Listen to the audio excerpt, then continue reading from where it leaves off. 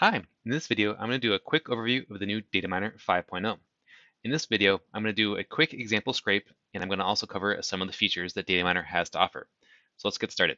So the first thing I'll do is open up Data Miner from the top right corner of the toolbar. And to run a recipe, I'm going to simply just click on this first play button of the recipe of my choice. And a recipe, just so you know, is what Data Miner uses to scrape the data. So now that I've clicked that, we have a preview of the data of this one page. That looks good. So at this point, I'll just do the scrape button, and this will actually capture the data. And now it's at this point, it's available to download. Cool. So now that is just a quick example of a scrape. To cover some of the additional features, so you can actually do, in this one example, I did a new scrape. This will only ever capture the data of one page. If you ever needed to do just a quick scrape and then download. We also can do scrape and append. This is if you wanted to scrape data and continue to accumulate it, so you can have one large file at the end. It does require you to click the scrape button manually, but this is as if you wanted to kind of manually choose the different pages you want to scrape. And then we also offer next page automation.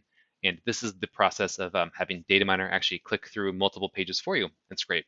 So it would click through all of these pages as an example and scrape the data. So then you can download all of it at the end. Another feature of Data Miner is a crawl scrape. This allows you to actually capture data from sub-level detail pages, meaning the pages that you kind of have to click into to see additional data. But rather than clicking back and forth, Data Miner actually works by first creating a list of URLs, which you would then use within the crawl. So in this crawl process, you would end up loading or creating a new crawl. You would then use a set of URLs, which Data Miner would visit one by one, and then you would provide it with a recipe, which Data Miner would use on each URL. It would go through the crawl process, applying that recipe and collecting the data, and then finally you can download it from the Download tab. We also have the option to build new recipes within Data Miner. This will open up a secondary tool of ours that allows you to create recipes for any website. And it will have actually quite a few videos as well on our website that will walk you through the process of building your own.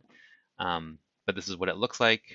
And then finally, back to our main Data Miner window, there is a saved results section.